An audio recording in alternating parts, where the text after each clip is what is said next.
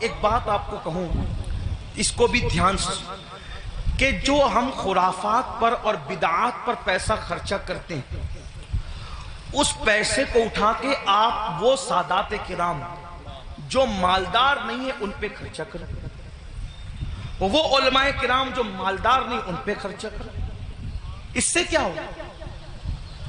خرافات اور بدعات کے بارے میں توجہ کرنا۔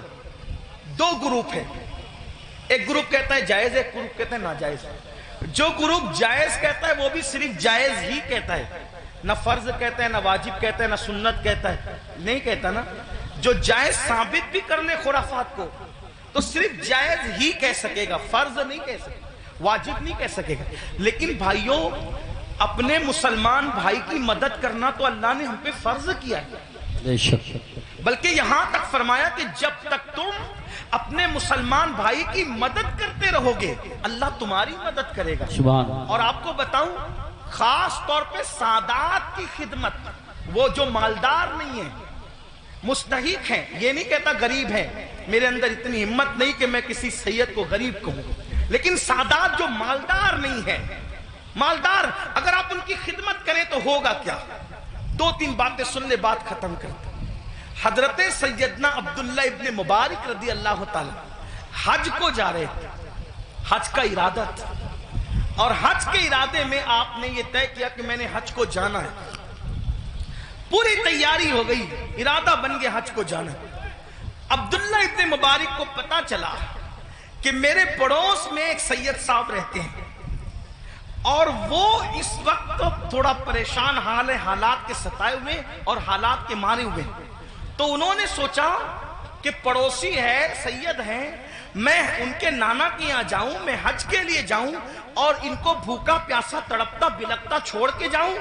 تو انہوں نے کیا کیا، اس سال حج نہیں کریں گے، انشاءاللہ آئندہ پھر کبھی دیکھیں گے، حج کی پوری رقم اٹھا کر اس سید صاحب کو دے دیا، اور اس کے بعد آنسو پوچھتے ہوئے اب صبر کرتے ہوئے رہ گئے۔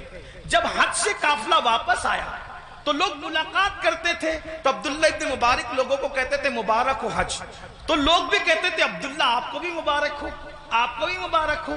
حضرت عبداللہ ابن مبارک سوچتے یا اللہ میں گیا نہیں، لیکن جو آتا ہے مجھے حج کی مبارک بات دیتا ہے۔ اسی فکر میں تھے، آنکھ لگی تو خواب میں غیب سے ندا آئی، کوئی کہنے والا کہتا ہے عبداللہ ابن مبارک تو نے میرے نبی کے شہزادے کی مدد کے لیے حج کو ملتوی کر دیا، تو تیری یہ ادا اتنی پسند آئی کہ ہم نے تیرا ہم شکل ایک فرشتہ پیدا کیا ہے جو قیامت تک تیری طرف سے حج کرتا رہے گا اور اس کا ثواب تجھے ملتا رہے گا۔ سبحان اللہ، سبحان اللہ۔ اس لیے خرافات کی طرف خرچ کرنے کی بجائے اپنے سادات جو مستحق ہیں ان کے لیے خرچ کرو۔ ایسے سادات ہیں، میں نے کئی جگہ دیکھا، کوئی سبزی بیچ رہا ہے، کوئی آٹو چلا رہا ہے، کوئی چائے بیچ رہا ہے، ان کے بچوں کی اسکول کی فیس نہیں ہے بھرنے کے لیے، ان کی بچیوں کی شادی کے لیے پیسے نہیں ہیں۔ یہ ساری چیزیں مسلمانوں ہمیں اس کی طرف غور، ترجیحات کی طرف غور کیجئے، جہاں خرچ کرنے کا زیادہ فائدہ ہے اس کی طرف۔ بلکہ امام اہل سنت ایک حدیث لکھتے ہیں، آئیے اس حدیث کو بھی سنیں۔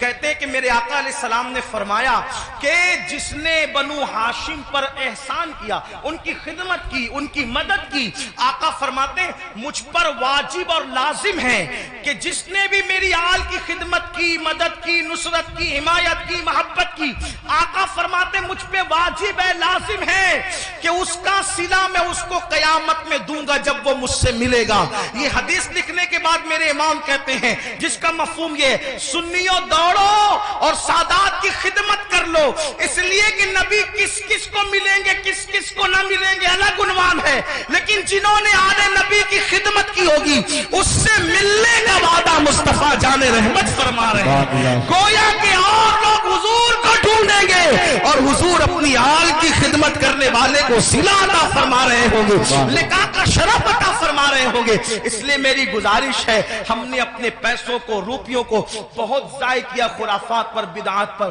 کیا خرافات ہے, کیا بدعات ہیں؟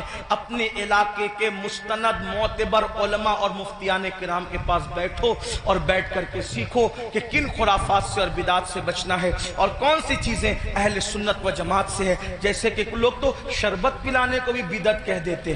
آپ سے کہتا ہوں کہ بھئی شربت پلانا کون سی بدعت ہے؟ میرے امام لکھتے ہیں, وہ بھی کیا دلیل دی, فرمایا جب کتے کو پانی پلانے پہ جنت مل سکتی ہے تو امام عالی مقام کے نام پہ اگر مومنوں کو شربت پلایا جائے تو پھر اس کا صلہ کیا ہوگا؟ سبحان اللہ. ساری چیزیں کرتے رہیے. اللہ تعالیٰ سے دعا ہے اللہ ہم سب کو توفیق دے.